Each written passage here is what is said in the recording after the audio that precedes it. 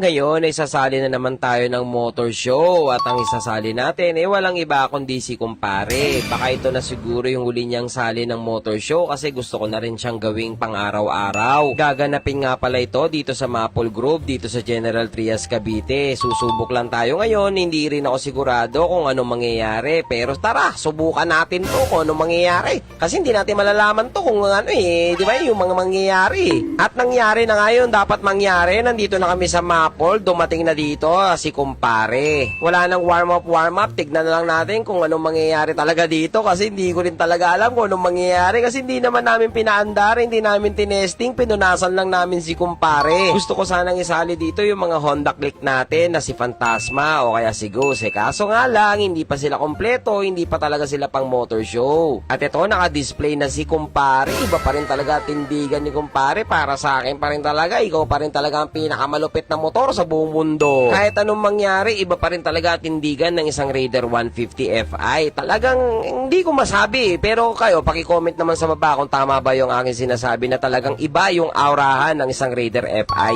Maraming mga sumali dito, lalo na sa mga nagpupugi ang mga kotse dito. Sana all talaga may kotse. Pero nga, ngayon, motor lang nga meron tayo, pero tignan nyo, talagang panahon na ng Indo Concept. Punong-puno ng Indo Concept. At ito, ginajudge na. Titignan natin kung papasa ba sa judge yung ating motor.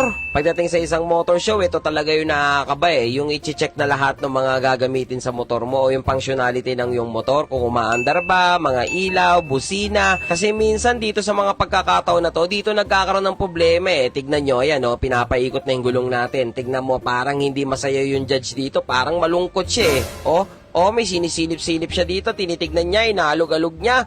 Ay, nakakaba talaga yung mga ganyang bagay. Wala daw free wheel, paktay tayo dyan. So, sinilip din dito sa likuran, tinitingnan din dito yung mga preno-preno natin. Pero like what I said, sinabi ko na po sa intro, talagang matagal na pong walang galaw itong si kumpare. Kumbaga, nakatambak lang talaga ito sa ating shop at nakadisplay at biglang sinabak sa motor show. Ang galing! Pero like what I said, lagi naman akong sport sa mga ganitong mga larangan. Kaya okay lang naman sa akin kung matatalo ako. Pero kung mananalo tayo, di malaking thank you rin. So ito, kinakausap tayo ng judge, ine-explain niya dito. Pero syempre, bukol na bukol yung tiyan natin sa sobrang laki, di ba? Sabi ko na lang sa judge natin, kayo po bahala. Basta for fair judging, okay na ako doon. Ang galing! Iniwan Iniwan namin yung mic. Hindi kasi late na nga kami dumating kasi yung shop. Ang dami customer Pero at least nakaabol kami di ba? So, pasensya na, puro voice over tong video to kasi marami tayong patautumbayin Waling laban ni kumpare boy. Bukas wala na Wala na.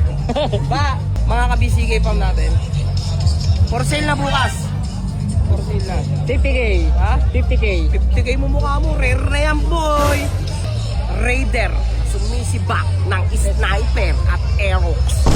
Huli na niya. Matindi yun. Galit sa pera. Galit sa pera. Sige, maingay dito guys.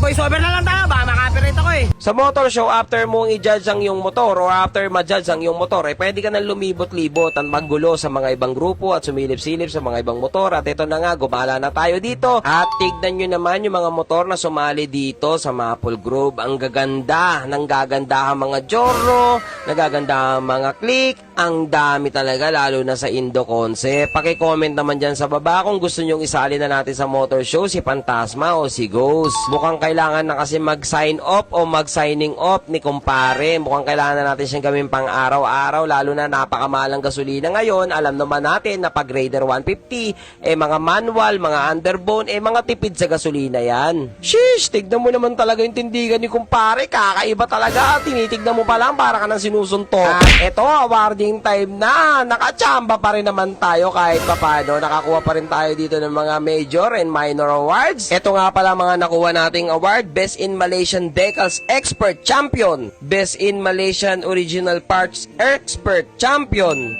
Best in Malaysian Underbone Expert Champion, Best in Malaysian Raider FI Expert Champion din. At syempre, Best in Malaysian King Expert Champion din. Not bad na para sa walang galaw, pahinga lang talaga ang meron. Kawawa ka naman kumpare, bigla ka napalaban sa motor show pero hindi mo kami pinahiya. Maraming salamat sa iyo. Pero mukhang kailangan natin pang pahingahin. Pero syempre, kung anong gusto ng mga followers natin, susundin natin. Kung kayo ba sana ang tatanungin, i-signing off na ba natin si kumpare o mas lalo pa natin siyang pagandahin at isali pa sa mga motor show? Pakilapag naman dyan sa baba.